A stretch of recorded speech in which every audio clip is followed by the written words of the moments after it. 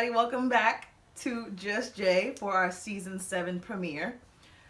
I have not been in this chair in a minute, but I'm super excited because I have so much to talk about, and I know this is a highly anticipated season because I've been I've been doing a really good job with the promo of it. I dropped some really cool photo shoot pictures that I got taken by Shots by Huncho. You know, that's the only photographer that runs this business. Or not runs this business, but takes, you know what I mean. I just dropped some pictures on Halloween. Halloween was 2 days ago. I wanted to announce my launch on Halloween because I feel like obviously the theme colors of my show, the theme color of my show is orange.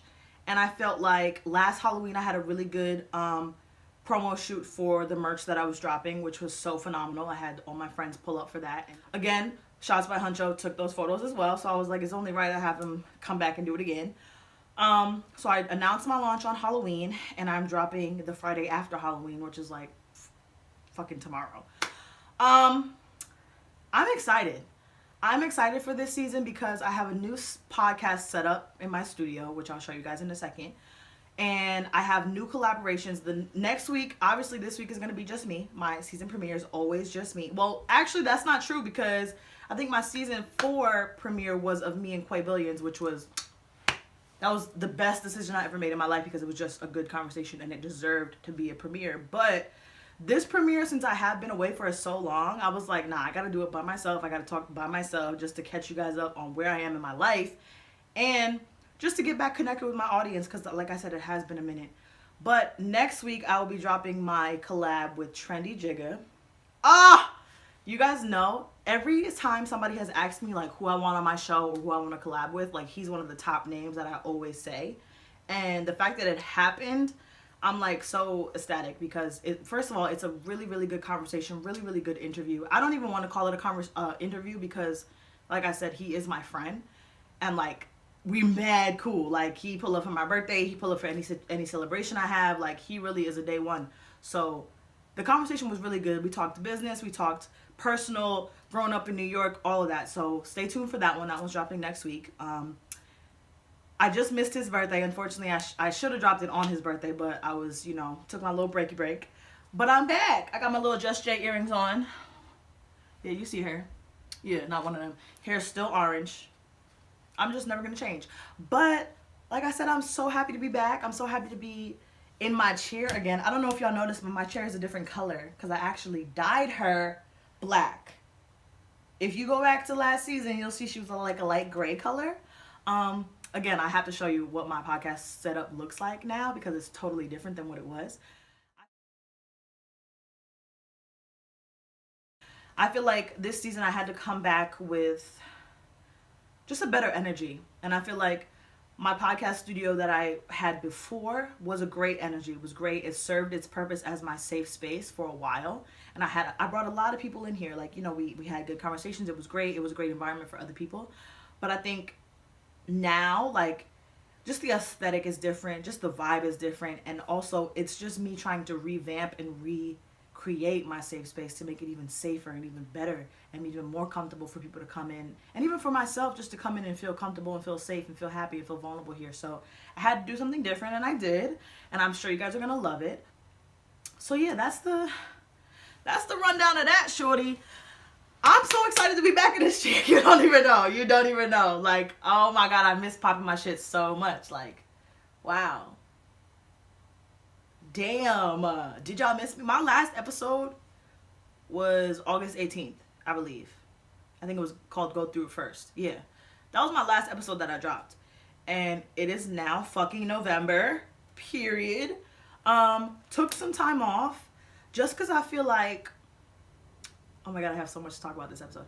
Took some time off just because I feel like, I talked about this on my episode with Miss T Talk. Queen. All hail to the queen. Love you down. I talked about this on my episode with her about, taking breaks from perfecting your craft. Because I think that a lot of us, when we get into our talents and our hobbies and our creative modes, right?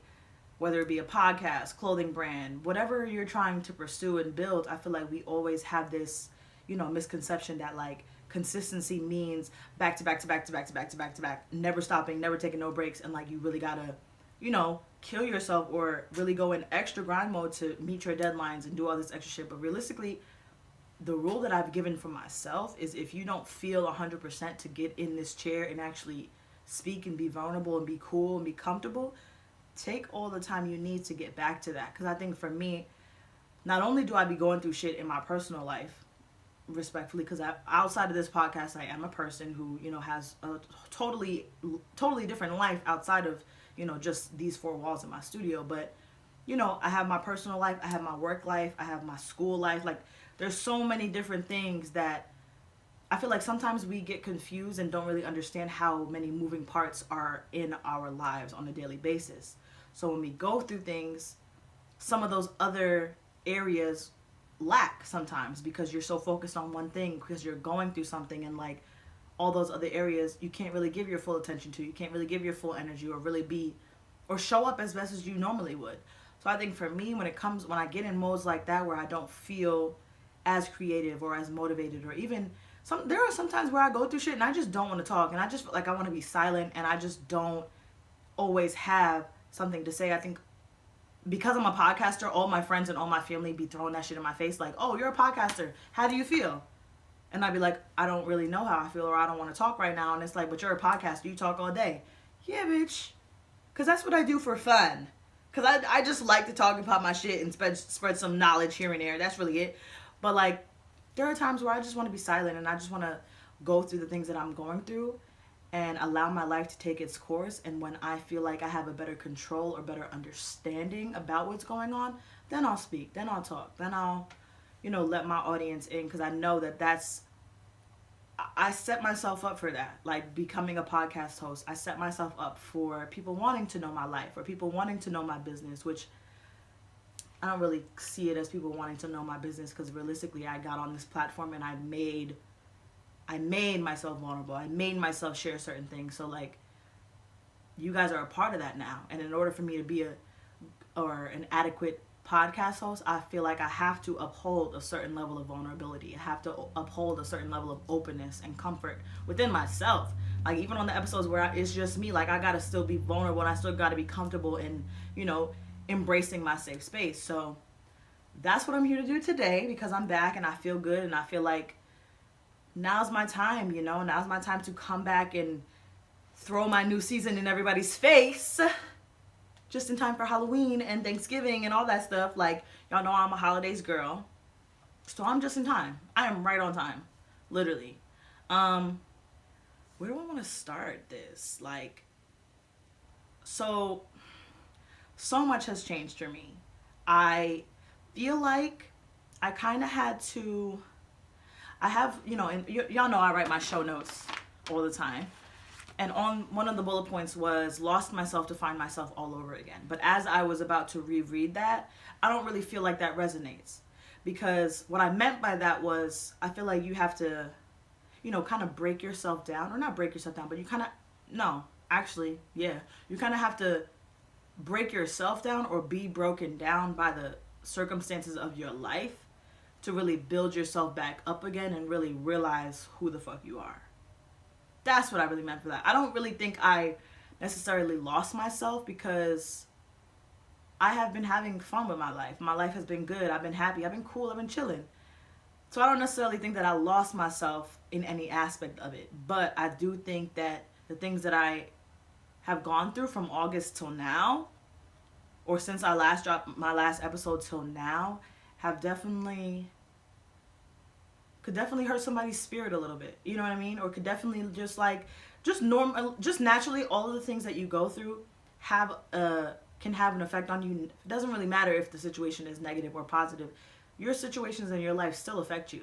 So like, for me, I think because I have so many moving parts in my life constantly, that sometimes I really do have to take a step back and look at all my gears that are constantly in rotation and kind of analyze them one by one. I think my life is too busy and too hectic and too just continuous, like a continuous hustle, a continuous grind, that like I don't really get the proper time, or I don't really give myself the proper time to really, go through things and feel things and understand what's happening to me or how do I feel about what's happening to me. You know what I mean? So I think I really spoke about this a lot on last episode months ago. But things have definitely evolved for me. I am in a brand new relationship. Actually, we make a month dating officially on Saturday. But we've been talking for way longer than that. I never thought I'd see the day, and I'm sure y'all never thought y'all see the day that you would hear me fucking say that I'm in a relationship. And I understand the shock factor. I really truly do, because if you go back to listen to all of my like episodes, season 1 to season 6, like I was heavy on the niggas ain't shit train. I was heavy on the like, oh fuck these niggas, get your bag, be, you know what I mean? Like I was heavy on the just like women empowerment and just like, don't worry about no man, you will find a better one. You know what I mean? Like, rightfully so. Like as a podcaster, I have to uphold a certain level of like boss energy. That's like, nah, we're not crying over nothing. You know what I mean? But, and not to say that I'm not still jacking all of that, because I still push that. You really don't need a man for nothing. And like, you know. But I think for me, over the summer, I will start here. Over the summer, I was really living my life. I was going to concerts back to back. I was going to parties. I was hanging out with my friends. I was hanging out with my family. I was going on boats. I was doing a lot of different things. And I think this past summer was probably one of the worst and best summers that I've had, because right in the beginning of the summer, right before shit really popped off, my dog passed away. And I think that really took me for a loop, because I wasn't expecting it. I don't think that, you know, I say this a lot, but I wouldn't wish that pain on my worst enemy, just because like pets are really different. And I think me being a couple months later in his passing now, and being able to really take a step back and talk about it, because I seen the effect it had on me, and I still see the effect it had on me. Bro, like last week, my boyfriend dropped me off at my house, and I was just looking where he was parked. You could see my backyard, and I was just staring in the backyard, and then all of a sudden I just looked at him to like snap myself back out of it, and I started bawling.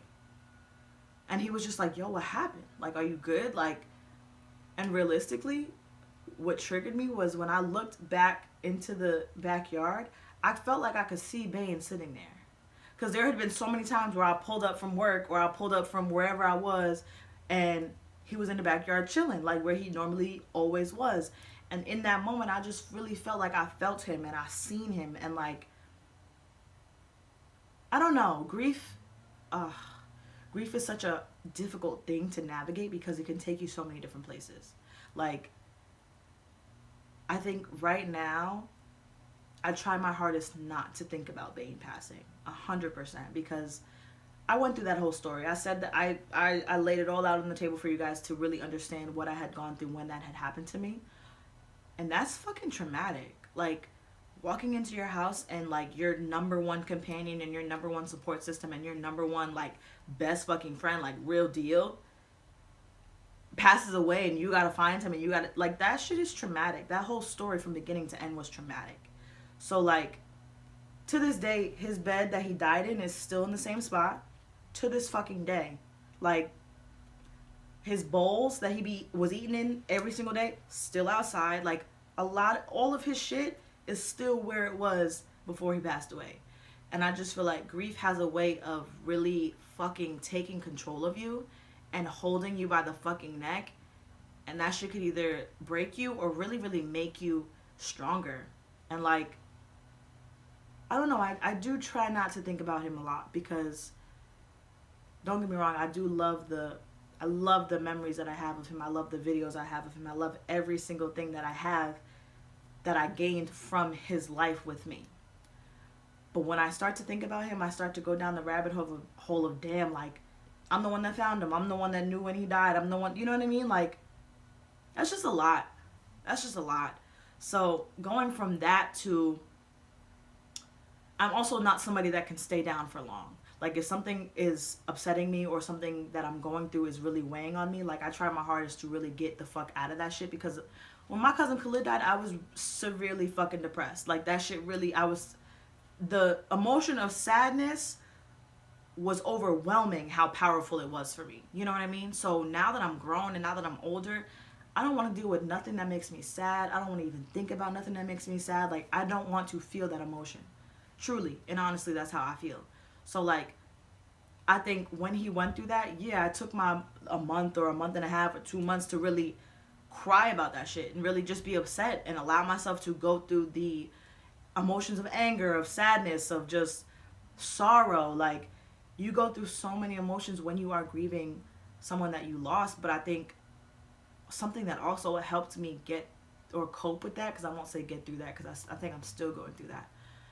Something that helped me cope with his death, I saw this TikTok of this guy, and it said, like, he was basically talking about, you know, when one of your loved ones dies, that means you're about to enter a new chapter in your life, and you need that guidance from the other side to help you achieve that.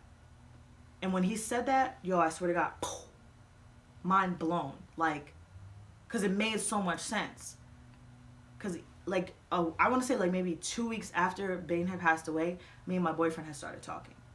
So it was kind of like, how can I be, and even outside of my boyfriend, like, there was just so many other things that were happening for me. Like, I got the new job in the new building. Like, there was so many moving parts, again, like I said, in my life happening at one time. And there was a lot of good, and there was that one really, really, really bad. So it was kind of like, how can I feel happy or be proud of myself for the things that I'm accomplishing and the things that I'm obtaining when I'm so low and I just lost my best friend? Like, it just was such a mind fuck, because, like, grief also has a way of making you feel like you can't really go on or ever be happy again without that person. And realistically, I had to really, also, this was something I had to really, really, really, really fucking cover in therapy, because it's like, girl, no, that's not true. And I think also my boyfriend really helped me grasp that, because I remember saying that early on, like, yo, I'm so happy with you. Like, you're making me feel so good. But, like, how can I feel this happy and so excited about something new when I lost something that I never thought I would have to live without? And I think just developing a new relationship and just trying to find myself is really what has been the, you know, the constant for my life lately. I think, you know, like I said, I go back to just not trying to feel the sadness, not trying to be sad. Like, I spent a long time in my youth or in my teenage years or young adult years feeling that, and I don't want to feel that no more. So over the summer, like, I'm not somebody that can stay down for too long. So yes, I just lost my dog, and yes, I'm fighting for my life, because it's like, damn, what the fuck am I gonna do now? Damn, you walk in the house every day and there's no more big ass dog that loved you so much greeting you anymore. That energy input is no longer there. So it's like, I had to really understand how severe this was going to be for me. Like, just like I said, like, we don't understand the energy that our pets give to us, or the energy that even our family members give to us. Like I said, walking in the house every day, you might see your mom, you might see your dad, you might see your dog every single day waiting for you at the crib. And then when they're not there anymore, you realize, damn, I don't have that energy feeding into me when I'm walking in the house. Because you walking in the house from going to school, going to work, facing your problems with your homegirl. Like, you walking into the house after a long ass day already facing mad shit. So then you walk inside and your dog is there waiting for you, happy as fuck. That energy that he's, you know, being so excited to see you pours into you times 10. And that shit could change your whole day. I remember literally, I used to tell him all the time, like, yo, just seeing you changed my whole fucking day. Because I done dealt with this person, that person, this situation, you know what I mean? So, like, not having that energy anymore is crazy. And it was so hard for me to grasp for so long. Because then you're walking around the house and his bed is still there. His toys are still there. His bowls are still there. So like I said, it's a mind fuck. And I think the biggest thing for me was the energy no longer being there, was the overall presence no longer being there. Because realistically, like, and I used to tell people this all the time, I felt a different soul connection to my dog. And I could genuinely say that, because I could pull up any video, any fucking picture, and, like, just his mannerisms and the way he communicated and the way he just acted around me showed that times 10. Even my family members would come over and be like, yo, that's your dog. Like, you could have gave birth to this dog because of how, like, in tune he is with your emotions and everything about it. So, like, not having that anymore is a huge adjustment. And I think, we used to go to bed together every night. He used to sleep right on my floor. That's a huge adjustment, not waking up to him anymore. We're not going to bed to him anymore. You know what I mean? Like, it was just a lot for me to grasp. But I think once I was able to really understand that, like, no, this dog was brought to my life for a reason. He served his purpose. He held me down through some of the craziest, toughest shit that, like, I couldn't have faced by myself. So those times where I did walk into the house and I was so sad and I was just so anxious, like, seeing him really did change my whole demeanor and my whole mood. So he served his purpose for however long he was supposed to serve his purpose for. And I got that psychic reading and I spoke to him and I was just, like, in awe at I knew that he knew that I loved him, but I didn't really know that until he was able to speak to me from the other side through my psychic. Like, hearing that, like, because that's also another thing of grief. Like, you often feel you're all of a sudden gonna feel like, oh, I didn't feed him enough, I didn't walk him enough, I didn't do this enough, I should have did this, should have did that. The same thing happened to me with my cousin Khalid died. Like, it was just a constant, like, damn, I should have did this. Even shit that you didn't even think twice about in the moment, you're like, damn, I probably should have did this, or I should have did this differently. But that's just the normal cycle of grief. But over the summer, I 100% was living my best life and just trying to be happy and trying to be free and just trying to enjoy whatever time I had left of my summer. And I did just that. Like, I did a lot of fucking shit this summer, and I'm happy that I did because I deserved that. Like, I'm really starting to realize, like, I deserve every piece of happiness. I deserve every blessing that I'm getting. I deserve every applause from everybody that's seeing me doing my shit. I deserve all of that because I worked my ass off for it. And I've been through some real life shit that, like, could break a motherfucker. I'm not broken. I'm still here. So, like, I really gotta live my life to the fullest because I will never be this young and this beautiful again. And even though I'm enduring a lot of different experiences, whether they're painful or not, I deserve all of the good things that I've gotten thus far. And I think that's something that I really learned this summer. Because I really was outside doing my thing, and I deserve that. And, that just led me to meeting my boyfriend. Like, I feel like when you're focused on yourself, and when you finally put all that worrying about your love life or worrying about, your life in general, and overall just stop worrying, that's when you find what you're looking for, or that's what you find what's supposed to be for you. Over the summer, I really had put myself 100% first because I was going through a lot and I was trying to find my footing again. In comes my boyfriend, like, out of nowhere. And it's like, I linked with him one time and we've been together ever since. Literally every day, every other day, ever since. Like, it's that real, and I feel like those be the best connections because you didn't see it coming.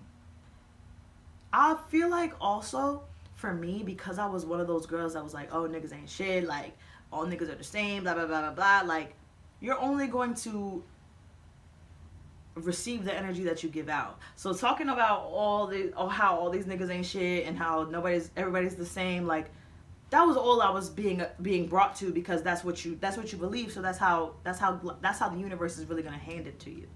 So once I really put the love and the relationship situation to the side and really focused on myself, like, that's when something beautiful came to me. And I also think us as women, we gotta stop looking at every man that shows us attention as somebody that could have potential or somebody that could really be in our life. Because I think for me, this was also a problem for me for a long time. And I also think I went through it so many times with different guys because you're going to repeat the same situation until you learn the lesson.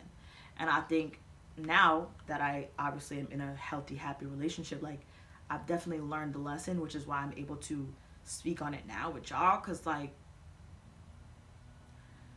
you meet a guy and he show you a little bit of attention, and you're like, oh my God, this could be the one. He could be so perfect. He could be my dad. He could do this. He could do that. You're supposed to really just be focused on figuring out who this person is and if this is somebody that you want to bring into your life. I feel like when you're first dating somebody as women, we have to stop getting so overly excited about having someone that we forget our logic and our common fucking sense. Because, girl, you just met that man. Give it time. Self-sabotaging within ourselves because we're rushing things. But again, it goes back to the concept of being overly excited about a man or overly excited about a situation that you're not really understanding. Like, damn, maybe I should be taking my time with this. Maybe I should just treat it like another regular friend that you kicking it with. Go on dates, go explore places, do different things together to find out, first of all, what you like as a person, and two, if this person that you're spending your time with really is somebody that you want this to be a serious, genuine thing with. I'm like not into the sneaky link culture. That was never my vibe, and I think I said that years ago. Just for the simple fact that I am an emotional person who's full of feelings and full of love and full of just, just really wanting my own person. As a woman, that's what you want. You want to be loved. You want to be taken care of. You want to be treated nicely. You want to be seen as a person. I think sometimes, I know this was happening a lot for me, like I was convincing myself I didn't want a relationship just because the guys I was talking to didn't want a relationship. Like, we often take their rules or whatever they want and project it onto ourselves and be like, okay, yeah, I can live with that. I don't need a relationship. I'll just kick it with him and do all these wifey girlfriend things, never really receiving no recognition for it, just because we don't want a relationship. When the reality is, that man don't want a relationship. So you're gonna act like you don't want one when you really fucking do, but you got your emotions so invested that it's too late for you now. So now you're gonna sit here and settle and act like you don't want a relationship. Girl, can't be me. I'm not doing it. And I think for a long time, I really had myself convinced, like, oh no, I don't want to be in a relationship. I'll be in a relationship when I'm older. I'm just going to do my thing. Whoever I meet, I meet. For a long time before my boyfriend, like, I had just been in so many encounters with, don't get me wrong, there were good guys. Like, there were guys that I felt like I did have a connection with and I did like. But I always was getting hit with the, oh, I'm not ready for a relationship. Oh, I don't want this to be too serious. Like, whatever the case may be, I just took whatever they were giving me and I was like, okay, bet, I don't want a relationship anyway. I don't need to be in a relationship anyway. Until I met my man who was willing to work our way up to that. And now that I am in a relationship, it's like, no, this is I'm a lover girl. Like, I'm a soft girl. I'm supposed to be in my feminine energy. I'm supposed to be, the passenger princess. I'm supposed to be getting all of that because that is essentially who I am. So not only has my boyfriend really changed how I've seen love, but he's also just changed how I viewed myself, because my lover girl energy that I always knew was in me, that was just buried from all the fucked up experiences she had to endure, she's back. And I feel her, and I'm so into her because it's like I get flowers when I want them. Like, he's so in tune with how I feel as a person. This is like when we first started talking, like, I remember we had this really, really amazing conversation. And he was like, I could tell this is going to be good. And I'm like, what do you mean? And he's like, because we're just both so full of depth that, like, I could tell it's going to work. Because I know you've been looking for somebody with depth, and I've been looking for somebody with depth. And we found it. And that's what I mean by just a man who is in tune with his emotions and is not afraid of that. I think I have an episode called A Safe Space for Men. And on that episode, I talk about just wanting to be that homegirl or that friend or that sister or just even that coworker or even that fucking person that you just know. Like, when it comes to men, I always want to be that safe space for them because I know that there's a rarity of safe spaces for men. So for him to be so in tune with his emotions and be so open about that and be so, like, he wears his heart on his sleeve. And I think that is one of the reasons that I'm so overly attracted to him, because it's like, I have been running into man after man after man, boy after boy after boy, who always just has such a tough exterior and always just has, like, the nonchalant, I don't care attitude. And don't get me wrong, he's a Gemini, so, like, he has his, nonchalant ways about him, but I don't really get to see those nonchalant ways. I have so much respect for him just off of how quickly he'll reel me back in and be like, nah, that triggered me. I ain't fucking with that. And, like, I have no choice but to respect it, because realistically, he be triggering me too. But that's the part of a relationship that people often feel like they can't get through or is too much for them. Like, your partner is really supposed to show you. I seen this TikTok where this girl was like, your relationship or the person that you're in a relationship with is often a reflection of you. So whatever, and I feel this often with my boyfriend because there would be, like, just how he is as a person on a day-to-day basis reminds me a lot of myself. And it's like, are you my fucking doppelganger as a boy, or like what is it? But no, this relationship is working for us because we're not scared to have the hard conversations because we've had so many already. Like, I won't lie, I feel like this might be the case for a lot of, you know, new relationships, which is why some relationships don't work or just are cut off short, because in the beginning you're essentially really learning that person in the beginning. Like, you're learning a lot about them every single day because you do not know this person. You are trying to get to know them and you have strong feelings for them, but you essentially do not know this person. So in the beginning, there was a lot of back and forth between me and him because our pasts were so heavy on both of our hearts. You know what I mean? And not necessarily in the way of like, or definitely not in the way of like having feelings for our past people or like any of that. It was never on no weird shit like that. But it was just like, I've been hurt bad before and I don't want it to spill over and have me bleed on you, but I have been hurt pretty bad before. And I do want you to know that because that's important for you to know me. That's a hard conversation to even have with somebody that you just are starting to get to know. Me and my boyfriend actually went to high school together, but we never really crossed paths because our friend groups were so different. But now, like, there was something about him when we first started interacting again that just had me like super drawn to him. Like, he was always respectful, he was always super calm. I think, again, that's one of the things that I really enjoy about him. I'm a loud, outgoing person. Like, I'm loud, I'm out there, I'm gonna say what's on my mind, I'm gonna say whatever the fuck I want. Like, I've always been that person. And not a lot of people can handle that, which is right, which is totally fine, because my personality and who I am as a person is not for everybody.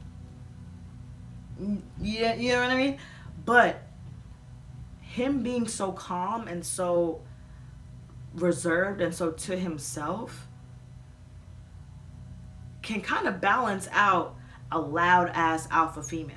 He does have like a, and this is something that I learned about him very early on, like, because when we're at work and when we're in public like environments, like, he is very calm, he is very quiet, he is very like straight faced, he is very just reserved into himself, as he should be, because you don't know these people, and you know what I mean, like, we out and you, I get it. But when he's with me, he's the sweetest, most vulnerable, most emotional, like, teddy bear. And I love that because, like, I love that he has that balance of who he is as a person, to where he knows who to give his energy to and who not to. He knows who to let into his life and really know him personally and who not to. Like, even when we're at work, like, I don't know, he's such a character and I just fucking love it. Like, even at work, he is still very quiet, but his charming side is still out. Like, he's very charming, he's very understanding, he's very loving. So, like, he is still that at work, but it's still not to the level of what I know him as. So even at work, when, like, people, bro, all day they ask me, like, so is he like this outside of work or is he like this? And I'm like, dude, he's totally different, but y'all would never know because y'all are not me. I think my relationship is just different because we do happen to work together. We met at work and we are still working together to this day. So it's hard having the person that you're in a relationship with be in your face all day at work. Like, that's hard because there are days where we're not seeing eye to eye, or there are days where we're just in our own moods and we need space. And there are days where I just don't want to talk, or there are days where he may say something to me at work that might trigger the fuck out of me, and now I don't want to talk to you the rest of the day. Like, our energy is not always 100%, rightfully so, because we're humans. But I think our relationship is so different because we have such strong boundaries on how we are in our work setting. Like, even our coworkers will say it, like, I don't know how you guys work together. Like, it just would never work for me and my spouse. And, like, working together with the person that you're in a relationship with, I would not recommend it. I'm going to tell you right now. I would not recommend it. Just off the simple fact that it does not work for everybody.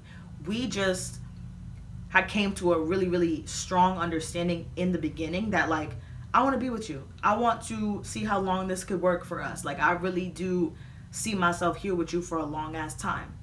We do the same thing. We are working in the same fucking vicinity all day. If we are going to really want this to work, we're going to have to put in some extra fucking work. And we do, and we have. So, like, the boundaries that we have for ourselves at work are beautiful because they set us up for greatness, because when we also we enjoy what we do, but we also enjoy that we're doing it together.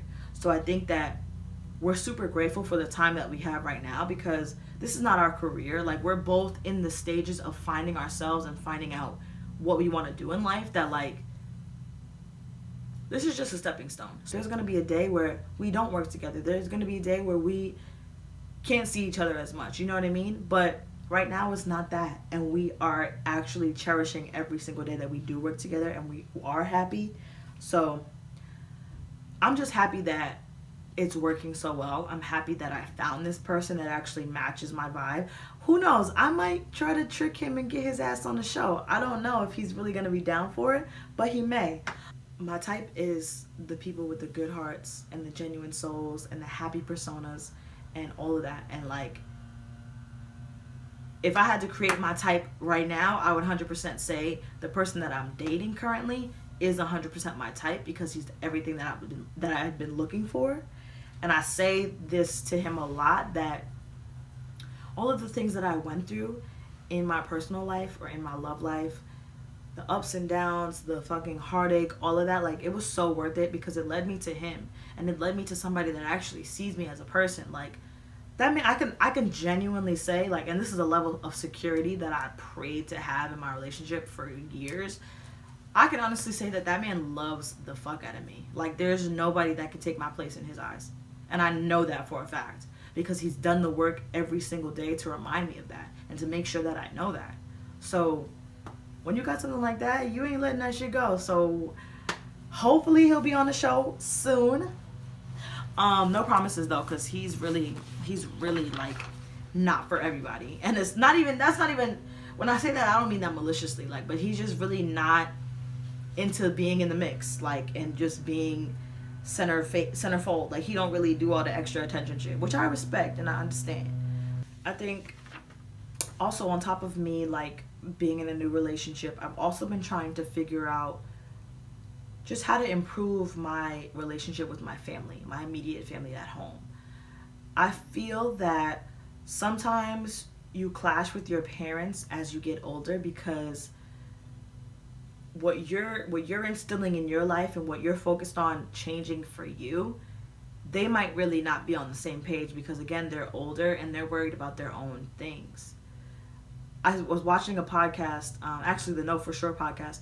Did y'all hear that they were ending the Know For Sure podcast? I literally saw that shit on my timeline like 2 days ago. And I was in the car with my boyfriend, and I fucking gasped so hard. He was like, "What happened?" And I'm like, nah. First, y'all know I love that podcast. Y'all know it. I say it every fucking time I bring them up. So for them to be ending that podcast is very, very saddening for me, because I was just watching that shit yesterday. But I say that to say this. Podcasting is very fucking hard. So I give it to them, because they came and they showed the fuck out. And, like, there's a lot of stuff that I implement on my show today that I got from watching that show. Like, that show is so wholesome. It's so genuine. It's real women talking about real shit. And, like, I've tried to, take whatever I can take from that show and apply it to mine to make mine better and to make mine a safe space just like theirs is. So to see that their podcast is ending is so sad for me, because, Like, I just get how much work goes into it. And on top of that, like, my show is a solo show. Theirs is two best friends coming together every week to just talk about how they feel and all that shit. That shit is hard. Because not only are you, my shit is easy, I feel, because I'm only focused on my own energy. If I don't want to record today, I don't fucking record today. But if I do, I get down here and I fucking do it. Having to rely on another person and their energy and their mood and where they are in life to contribute to the entity that you guys are trying to build is a lot. I feel like, especially being like best friends like they are, I feel like it's a lot, because like, y'all can have, that's like, I just feel like y'all can have issues behind the scenes and be beefing, you know, day to day, and then you gotta come on the podcast and act like y'all like each other. Like, no. But they were really good at showing like the ups and downs of their relationship, because I felt like they had built their platform on being vulnerable, so they almost had to be as vulnerable as they were, which kudos to them, because they really did share a lot, and it was a really, really good podcast. I'm not gonna say it was, because I feel like this should be a fucking Halloween prank, but whatever. They did very well at like just making sure the vulnerability was always met. But I do feel like them being best friends and co-hosting and hosting a podcast together is just hard. So I do understand the fact that, you know, they just felt like it was best to end it versus do anything else, you know, like, because that's a bold decision, and that's a big decision, and like, they put in a lot of work and a lot of time and a lot of feelings into that podcast. So it does hurt me, and I do feel so bad, because like I said, I watch podcasts for real. Like, I don't just be up here talking my shit and not watching nobody else. Like, no, I watch them. So like, when people end their shows, or like how I be doing with it, when I just go away and just don't say nothing, like, I be doing that to other people's podcasts. Like, bitch, where you at? Like, what the fuck? Like, oh my god, I'd be so upset. So I hope y'all wasn't looking for me like I was looking for y'all. I'm just kidding. Like I said, this week's episode is just me sharing my truth and talking about the factors of my life. So, speaking about my home environment is important, because that is what goes on in my life, and that is a part of my experience and a part of my vulnerability and a part of my perspective. Sometimes you clash with your parents, like I said, because you're two totally different generations, and I feel like my generation of people is really, really into healing and growing and trying to get over their trauma. Our parents weren't really raised like that. Our parents really didn't have the same sense of urgency and just interest in healing as we do now, because we understand the effects and the severity of not healing and not growing. I have been doing a good job of trying to bring my parents up to speed with mental health and up to speed with building a healthy life for yourself. And there are times where we clash, because I just feel that we are so different. But I think also us as their children, we have to understand that our parents are always going to be our parents. They gave us the life that they could give us. Whether we disagree or agree with it being the best that's not the issue here. I've just had to really understand that my parents are who they are, and they've been who they are for a long time. And I feel like if I don't feel like they're respecting my boundaries, or if I don't feel like we're seeing eye to eye, or they're doing the work that I'm doing, I have every right to distance myself, or I have every right to call them out on it, because as a grown woman, if I'm going to stand on my boundaries with everybody else in my life, the people that raised me don't get a pass. And I think that it took me a long time to really get there, because when we're brought up, we're raised to believe that us standing up to our parents or telling our parents how we feel about something is disrespectful, or it's rude, or it's, you know, because we're always taught to, you know, just stay in a child's place and not really say how we feel, because our parents were defensive as fuck whenever we gave them a piece of our advice. I want to be the mom that's like, no, tell me about myself, tell me how I made you feel, tell me what you didn't like, so that we can change it, because I don't really want to be stuck in my ways when I'm 40, 50, 60, and I'm fucking up my relationship with my children. because I didn't listen to them when I had the chance to. So I think that's another thing parents have to really be open to constructive criticism. You're not prepared for all the things that you're going to go through with your child when you have one. So being open to how they feel and what they think they need to succeed emotionally or physically and mentally is important. And I think that that's one of the reasons that I've been clashing with my parents in general, because sometimes they're not open to my suggestions or open to my opinion because they feel that I'm attacking them. But I think as parents, you gotta know the difference between a personal attack on you and your character versus your child trying to explain how you're affecting her and how she wants you to be better. Because essentially, like, as grown adults, we have the ability to completely cut our parents off. We have the ability to completely just not fuck with our parents how we used to. Like, but I would never want that. So I think that in order for me to build a better environment with my parents and a better connection with my parents, I have to be 100. I have to tell them how they got me fucked up when they got me fucked up, and how I appreciate them when I appreciate them.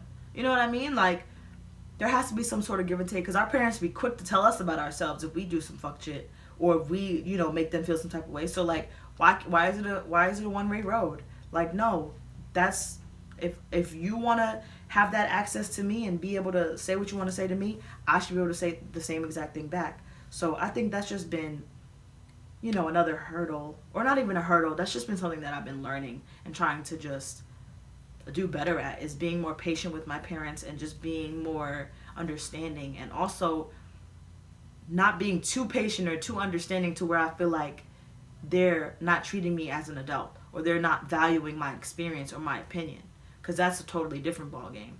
But I think me building this new relationship taught me a lot of that, and it put a lot of that on Front Street, because it's like I'm bringing this new person or into my life with my family and my friends and my parents and all that. Like, I want them to be their best selves when it comes to meeting him, because it's like, respectfully, as a grown adult, your relationship or whatever relationships you decide to put yourself in or grow, they are solely your responsibility. So if you feel like you don't want your parents to meet your significant other for however long you feel like you don't want them to meet them, you don't have to do that. Because like I said, I just feel like your relationship is your relationship, and how you run it is how you run it. And my parents didn't meet my boyfriend until we were like, had been talking for like 3 months already, because I just felt like if they weren't showing up for me and being their best selves for me, they weren't going to do it for him.